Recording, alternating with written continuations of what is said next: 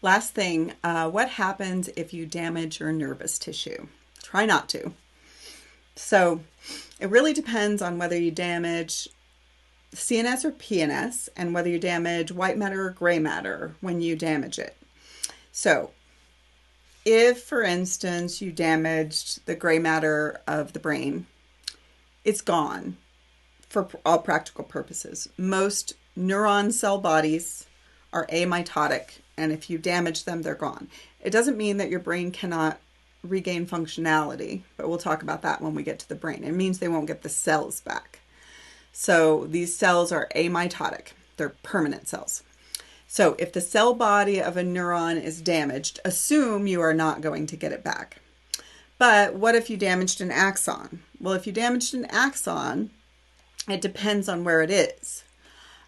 So if I damaged an axon that was myelinated with oligodendrocytes like this, then the oligodendrocytes do not help with the regeneration process. They just go, I'm out.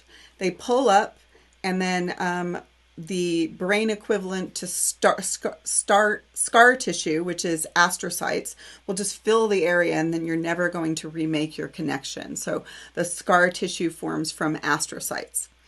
But if you're in the peripheral nervous system, remember you would be myelinated with neurolemmacytes. So what happens if you damage an axon in the peripheral nervous system? So let's imagine this is skeletal muscle, although they drew it so it kind of looks like smooth muscle, but let's imagine it's skeletal muscle. And it's the skeletal muscle going to my biceps brachii. It damaged a nerve here that's innervating my biceps brachii. So do I actually get that nerve back? Well, remember when we talked about muscle, that every single nerve fiber needs to be told what to do with skeletal muscle. No gap junctions. Basically, you have to tell every single one of them what to do every single time. So if I damaged a nerve that was innervating a motor or efferent nerve that was innervating my skeletal muscle in my biceps brachii, the biceps brachii is paralyzed unless or until regeneration occurs. So is there the possibility of regeneration? If it's in the peripheral nervous system and that axon is running through the peripheral nervous system, then it's possible, but it's slow. So here is what would happen.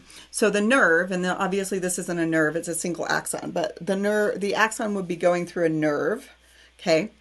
And if I damage the nerve, I would damage multiple axons, but we're just going to look at what happens with one of them. So with this one axon that was innervating, 40 skeletal muscle fibers because of how it branched, what's going to happen is the region of the axon that was distal to the injury is just going to die, like an arm cut off from a body. It's going to disintegrate.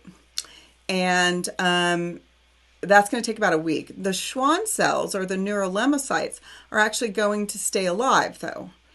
And not only are they going to stay alive, they're actually going to start to go through cell division and make a little guiding tube. So this neurolemmacytes will actually try to help tell the growing axon where it should go. So they're going to form this guiding tube, and then the axon can still be alive because the neuron is still alive.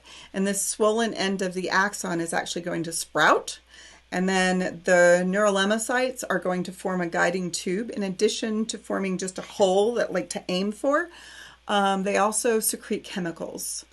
So it's called chemotaxis that actually attract the budding axon back into the tube. So this is called a regeneration tube, and it's going to attract the budding axon and remyelinate at the same time. And this could eventually result in regeneration, but it grows really slowly. Once it gets going, it'll grow about 1 to 5 millimeters a day. But remember that some of my axons go, and I'm not very tall, so it's not impressive in me, but they go all the way from the lumbar region of my spinal cord to my little toe.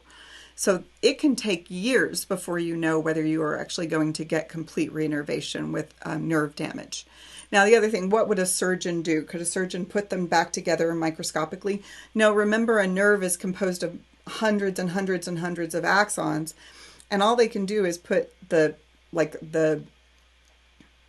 epineurium back together so that like it's in about the right place, but they can't put the individual axons close together.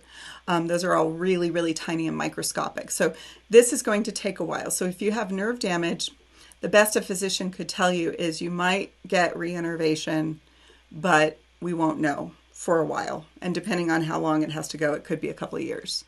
Okay, but again, in the central nervous system, if you damage gray matter, pretty much expect for it to be permanent. If you damage white matter in the central nervous system, probably going to be permanent. There are some experimental treatments that are going on that involve using artificial tunnels to guide axon regeneration. But as far as I know, I don't think it's happening in people yet. Now, last thing, there is a great video with an introduction, organization of the nervous system right here. It's Crash Course. Delivery. That's not HelloFresh. It's Crash Course. Crash Course is awesome. Up until about minute 7 or so is when it goes into physiology, but the beginning of it is really all going through this anatomy. And I recommend it. I think it's great. Okay.